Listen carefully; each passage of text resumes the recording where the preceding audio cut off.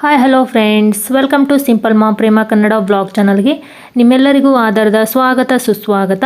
ಬನ್ನಿ ಫ್ರೆಂಡ್ಸ್, ಇವತ್ತಿನ ವ್ಲಾಗ್ನ ಆರಂಭಿಸೋಣ. ಇವತ್ತು ನೋಡ್ತಿರ್ಬೋದು ಫ್ರೆಂಡ್ಸ್, ವಾರ ಬಂದ್ಬಿಟ್ಟು ಇವತ್ತು ಮಂಗಳವಾರ ಅದ. ನಾನು ಬೆಳಿಗ್ಗೆನೇ ವ್ಲಾಗ್ನ ಚಾಲೂ ಮಾಡೀನಿ. ಇವತ್ತು ಪಲ್ಯ ಬಂದ್ಬಿಟ್ಟು ಬೆಂಡೆಕಾಯಿ ಪಲ್ಯ ಮಾಡಾಕತ್ತೀನಿ. ಅದಕ್ಕಂತ ಹೇಳಿ ಎಲ್ಲನೂ ಹುರ್ಕೊಂಡ್ಬಿಟ್ಟು ಬೆಂಡೆಕಾಯಿ ಕೂಡ ಹುರ್ಕೊಂಡು ಇವಾಗ ಪಲ್ಯ ಮಾಡಾಕತ್ತೀನಿ. ಹಂಗೆ ರೋಹಿತ್ ಇವತ್ತು ನಾಷ್ಟ ಏನಂತಂದ್ರೆ ದೋಸೆ ಮಾಡಿದ್ದೆ, ಹಾಕ್ಕೊಟ್ಟಿನಿ ದೋಸೆನ. ರೋಹಿತ್ ಹೊರಗಡೆ ಕುಂತು ತಿನ್ನಾಕತ್ತಾನ. ಮತ್ತು ದೋಸೆ ಚಟ್ನಿ ಕೂಡ ಹಾಕ್ಕೊಟ್ಟಿನಿ. ರೋಹಿತ್ ಹೊರಗಡೆ ತಿನ್ನಾಕತ್ತಾನ. ಇಲ್ಲಿ ನಾನು ಒಳಗಡೆ ಪಲ್ಯ ಮಾಡಾಕತ್ತೀನಿ. ಹಾಗೆ ಒಂದು ಸ್ಕೂಲ್ ಕೂಡ ಟೈಮ್ ಆಗ್ಯದ, ಹಾಗಾಗಿ ನಾಷ್ಟ ತಿನ್ನಾಕತ್ತಾನ. ನಾನಿಲ್ಲಿ ಪಲ್ಯ ಮಾಡಾಕತ್ತೀನಿ. ಪಲ್ಯ ಆದ್ಮ್ಯಾಗ ಪಟ ಒಳಗಡೆ ಮತ್ತು ಚಪಾತಿನೂ ಮಾಡ್ಬೇಕು ನೋಡ್ರಿ. ಫ್ರೆಂಡ್ಸ್, ನಾವೊಂದು ಕುಟುಂಬದಲ್ಲಿ ಅದೇವಂತಂದ್ರೆ ನಾವು ನಮ್ಮ ಅಕ್ಕಪಕ್ಕದ ಮನೆಯವ್ರ ಜೊತೆಗೆ ಒಂದು ಒಳ್ಳೆಯ ಸಂಬಂಧವನ್ನು ಇಟ್ಕೋಬೇಕಾಗತ್ತೆ. ನಾವು ನಮ್ಮ ಜೀವನದಲ್ಲಿ ಎಷ್ಟೇ ದೊಡ್ಡ ಸಾಧನೆ ಮಾಡಿದರೂ ಕೂಡ ನಮ್ಮ ಅಕ್ಕಪಕ್ಕದ ಮನೆಯವ್ರ ಜೊತೆಗೆ ಒಂದು ಒಳ್ಳೆಯ ಸಂಬಂಧ ಇರೋದು ಜೀವನದಲ್ಲಿ ಅತಿ ಮುಖ್ಯ ಆಗಿರ್ತದೆ ನೋಡ್ರಿ. ಹಾಗಾಗಿ ನಮ್ಮ ಅಕ್ಕಪಕ್ಕದ ಮನೆಯವ್ರ ಜೊತೆಗೆ ಒಂದು ಒಳ್ಳೆಯ ಬಾಂಧವ್ಯ ಬೆಳಿಬೇಕಂತಂದ್ರೆ ನಾನಿಲ್ಲಿ ಕೆಲವೊಂದಿಷ್ಟು ಸಲಹೆಗಳನ್ನು ನಾನು ನಿಮ್ಮ ಜೊತೆ ಹಂಚ್ಕೋತೀನಿ.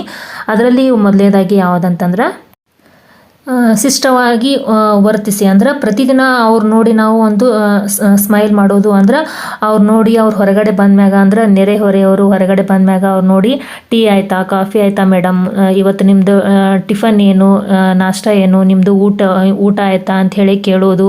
ಅವ್ರು ನೋಡಿ ಮಾತಾಡಿಸೋದು. ಇಲ್ಲಾಂದ್ರೆ ಈ ರೀತಿ ಮಾಡೋದ್ರಿಂದ ಅವ್ರ ನಡುವೆ ನಮ್ಮ ನಡುವೆ ಒಂದು ಒಳ್ಳೆಯ ಬಾಂಧವ್ಯ ಬೆಳೀತದ ಅಂಥೇಳಿ ಹೇಳೋದು. ಅವ್ರು ಹೊರಗಡೆ ಬಂದ್ಮ್ಯಾಗ ಅವ್ರು ಮಾತಾಡಿಸ್ದೆ ಹಾಗೆ ಇರೋದ್ರಿಂದ ಆವಾಗ ಅವ್ರ ನಡುವೆ ನಮ್ಮ ನಡುವೆ ಒಂದು ಬಾಂಧವ್ಯ ಸ್ನೇಹ ಅನ್ನೋದು ಬೆಳೆಯುವುದಿಲ್ಲ. ಅದ್ರ ಬದಲಾಗಿ ಅವ್ರು ನೋಡಿದ ಕೂಡಲೇ ಅವ್ರು ನೋಡ್ಬಿಟ್ಟು ಒಂದು ಒಳ್ಳೆಯ ಸ್ಮೈಲ್ ಮಾಡೋದ್ರಿಂದ, ಅವ್ರು ನೋಡಿ ಮಾತಾಡಿಸೋದ್ರಿಂದ ಅವ್ರ ನಡುವೆ ನಮ್ಮ ನಡುವೆ ಒಂದು ಒಳ್ಳೆಯ ಬಾಂಧವ್ಯ ಬೆಳೀತದೆ ಅಂತೇಳಿ ಒಂದು ಒಳ್ಳೆಯ ಬಾಂಧವ್ಯ ಬೆಳೀತದೆ ನೋಡ್ರಿ. ಅವ್ರು ಮಾತಾಡಿಸೋದ್ರಿಂದ ಒಂದು ಚಿಕ್ಕದಾಗಿ ಸ್ಮೈಲ್ ಮಾಡೋದ್ರಿಂದ ನಮ್ಮ ಗಂಟೇನು ಹೋಗೋದಿಲ್ಲ ನೋಡ್ರಿ. ಹಾಗಾಗಿ ಶಿಷ್ಟವಾಗಿ ವರ್ತಿಸೋದ್ರಿಂದ ಅವ್ರ ನಡುವೆ ನಮ್ಮ ನಡುವೆ ಒಂದು ಒಳ್ಳೆಯ ಬಾಂಧವ್ಯ ಅನ್ನೋದು ಬೆಳೀತಾ ನೋಡ್ರಿ. ಮುಂದಿನ ಸಹಾಯಕ್ಕೆ ಮುಂದಾಗಬೇಕು ನೋಡ್ರಿ. ಅಂದ್ರೆ ನಮ್ಮ ನೆರೆಹೊರೆಯವರು ಏನಾದರೂ ಸಮಸ್ಯೆಯಲ್ಲಿ ಸಿಲುಕಿದಾಗ, ಅಂದ್ರೆ ಅದು ಯಾವುದಾದ್ರೂ ಹಣಕಾಸಿನ ಸಮಸ್ಯೆ ಆಗಿರ್ಬೋದು, ಇಲ್ಲಾಂದ್ರೆ ಏನಾದರೂ ಯಾವುದಾದ್ರೂ ಸಮಸ್ಯೆಯಲ್ಲಿ ಸಿಲುಕಿದಾಗ ಅವರ ಸಹಾಯಕ್ಕೆ ನಾವು ಮುಂದಾಗಬೇಕು ನೋಡ್ರಿ. ಅದೇ ರೀತಿ ನಮ್ಗೆ ಮುಂದೆ ಏನಾದರೂ ನಾವು ಸಮಸ್ಯೆಯಲ್ಲಿ ಸಿಲುಕಿದಾಗ ನಾವು ಇವಾಗ ಅವರು ಸಮಸ್ಯೆಯಲ್ಲಿ ಸಿಲುಕಿರ್ತಾರಲ್ಲ, ಇವಾಗ ಅವರಿಗೆ ನಾವು ಸಹಾಯ ಮಾಡಿದ್ರೆ ಮುಂದೆ ನಾವು ಸಮಸ್ಯೆಯಲ್ಲಿ ಸಿಲುಕಿದಾಗ ಅವರು ಮುಂದೆ ನಮಗೆ ಸಹಾಯ ಮಾಡ್ತಾರೆ ನೋಡ್ರಿ. ಹಾಗಾಗಿ ನಾವು ಇವಾಗ ನಮ್ಮ ನೆರೆಹೊರೆಯವರಿಗೆ ನಾವು ಸಹಾಯ ಮಾಡಿದ್ವಿ ಅಂತಂದ್ರೆ ಮುಂದೆ ನಮಗೆ ಕಷ್ಟ ಬಂದಾಗ ಅವಾಗ ನಮಗೆ ಅವರು ಸಹಾಯ ಮಾಡ್ತಾರೆ ನೋಡ್ರಿ. ಹಾಗಾಗಿ ನಾವು ನಮ್ಮ ನೆರೆಹೊರೆಯವರಿಗೆ ಕಷ್ಟ ಬಂದಾಗ ಅವಾಗ ನಾವು ಹೋಗಿ ಸಹಾಯ ಮಾಡ್ಬೇಕು ನೋಡ್ರಿ. ಹಾಗಾಗಿ ನೆರೆಹೊರೆಯವರು ಒಬ್ರಿಗೊಬ್ರು ಕಷ್ಟ ಬಂದಾಗ ಒಬ್ರಿಗೊಬ್ರು ಸಹಾಯ ಮಾಡ್ಬೇಕು ನೋಡ್ರಿ. ಅಂದ್ರೆ ಮಾನವೀಯತೆ ಎಂಬುದು ನಾವು ತೋರ್ಬೇಕು ನೋಡ್ರಿ. ಹಾಗಾಗಿ ಕಷ್ಟದಲ್ಲಿ ಒಬ್ರಿಗೊಬ್ರು ನೆರವಾಗಬೇಕು ನೋಡ್ರಿ.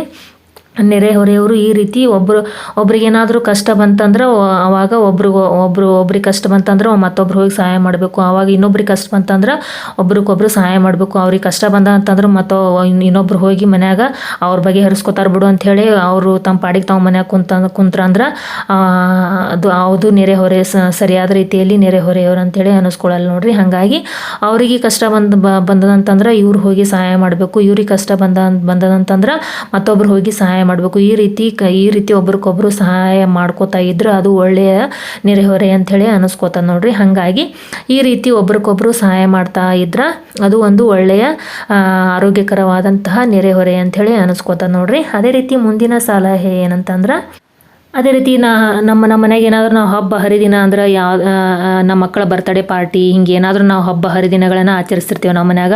ಆವಾಗ ನಾವು ನಮ್ಮ ಅಕ್ಕಪಕ್ಕದ ಮನೆಯವ್ರನ್ನ ನಾವು ಕರಿಬೇಕು ನೋಡ್ರಿ. ಈ ರೀತಿ ಕರೆಯೋದ್ರಿಂದ ಅವ್ರಿಗೆ ನಮ್ಗೆ ಒಂದು ಒಳ್ಳೆಯ ಬಾಂಧವ್ಯ ಅನ್ನೋದು ಬೆಳೀತದ. ನಮ್ಮ ಮನೆಯೊಳಗೆ ನಾವೇನಾದರೂ ನಮ್ಮ ಮಕ್ಕಳ ಬರ್ತಡೇ ಪಾರ್ಟಿ ಏನಾದರೂ ಹಬ್ಬವನ್ನು ಮಾಡ್ತಿರ್ತೀವಿ, ಆವಾಗ ನಮ್ಮ ಪಾಡಿಗೆ ನಾವೇ ಆಚರಣೆ ಮಾಡ್ಕೊಳ್ಳೋ ಬದಲಾಗಿ ನಮ್ಮ ಅಕ್ಕಪಕ್ಕದ ಮನೆಯವ್ರನ್ನ ನಾವು ಈ ರೀತಿ ಕರೆಯೋದ್ರಿಂದ ಒಂದು ಒಳ್ಳೆಯ ಬಾಂಧವ್ಯ ಅನ್ನೋದು ಬೆಳೀತದ.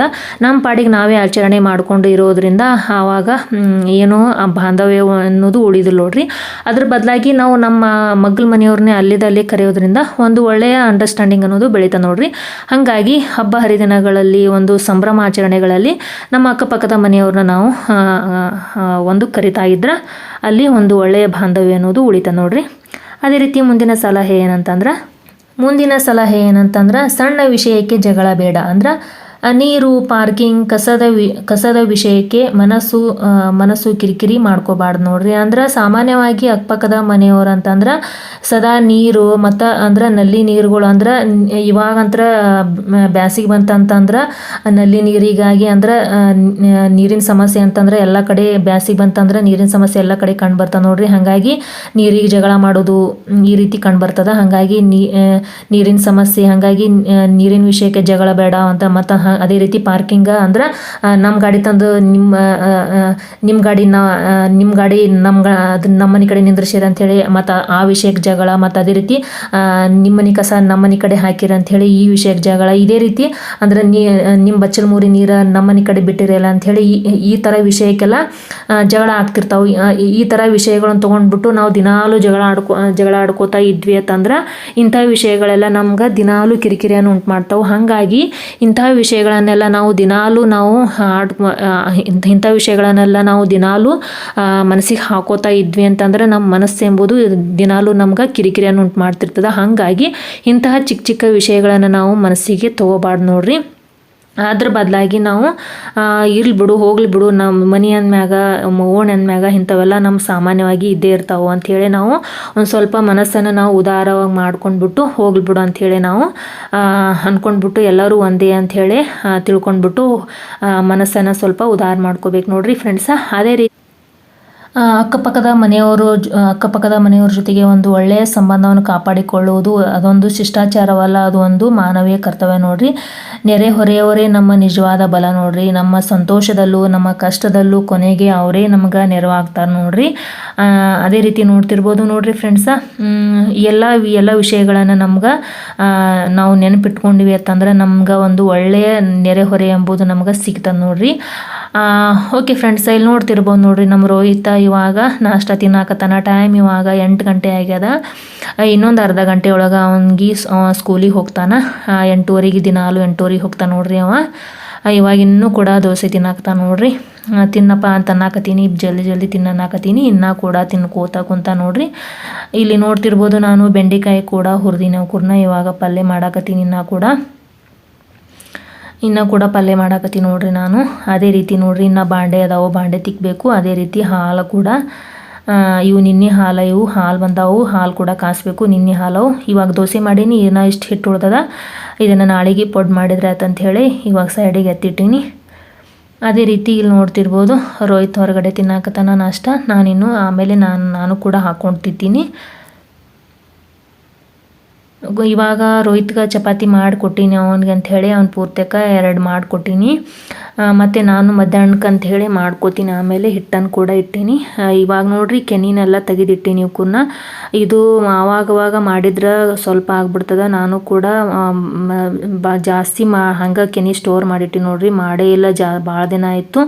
ಈ ಕೆನಿ ನೋಡ್ರಿ 2-3 ಡಬ್ಬಿ ಒಳಗೆ ಅದು ಇದು 2-3 ಸಲ ಆಗುತ್ತೆ ನೋಡ್ರಿ ಮಾಡಿದ್ರೆ. ಇದು ಬೆಣ್ಣೆ ಮಾಡ್ಬೇಕು ನೋಡ್ರಿ. ಇವಾಗ ನೋಡ್ರಿ 4 ಡಬ್ಬಿ ಒಳಗಿದು ಕೆನಿ ಸ್ಟೋರ್ ಆಗ್ಯಾನ ನೋಡ್ರಿ. ಇವಾಗ 3 ಸಲ ಮಾಡ್ಬೇಕು ನೋಡ್ರಿ ಇದನ್ನು. ಇವಾಗ ಬೆಣ್ಣೆ 3 ಸಲ ಕಟ್ಟಿದ್ರೆ ಇದು ಇವಾಗ ಬೆಣ್ಣೆ ಮಾಡ್ಬೇಕು ನೋಡ್ರಿ. ನೋಡ್ತಿರ್ಬೋದು ಇವಾಗ ಚಹಾ ಮಾಡ್ಕೊಡಾಕತ್ತೀನಿ ನೋಡ್ರಿ ನಾನು ಇವಾಗ. ಓಕೆ ಫ್ರೆಂಡ್ಸ್, ಇಲ್ಲಿಗೆ ವ್ಲಾಗನ್ನು ಮುಗಿಸ್ತೀನಿ. ವ್ಲಾಗ್ ಇಷ್ಟ ಆಯ್ತಂದ್ರೆ ಒಂದು ಲೈಕ್, ಶೇರ್, ಕಾಮೆಂಟ್ ಹಾಗೆ ಸಬ್ಸ್ಕ್ರೈಬ್ ಮಾಡೋದನ್ನು ಮರಿಬೇಡ್ರಿ. ಹಾಗೆ ವ್ಲಾಗ್ ಹೆಂಗೆ ಅನಿಸ್ತಾ ಅಂಥೇಳಿ ಒಂದು ಕಾಮೆಂಟ್ ಸೆಕ್ಷನಲ್ಲಿ ಕಾಮೆಂಟ್ಸ್ ಮೂಲಕ ತಿಳಿಸೋದನ್ನು ಮರಿಬೇಡ್ರಿ. ಹಾಗೆ ಫ್ರೆಂಡ್ಸ್ ಫ್ಯಾಮಿಲಿ ಮೆಂಬರ್ಸ್ಗೆ ಶೇರ್ ಮಾಡೋದನ್ನು ಮರಿಬೇಡ್ರಿ. ಹಾಗೆ ಅದೇ ರೀತಿ ಫ್ರೆಂಡ್ಸ ಇಲ್ಲಿಗೆ ವ್ಲಾಗನ್ನು ಮುಗಿಸ್ತೀನಿ. ಬಾಯ್.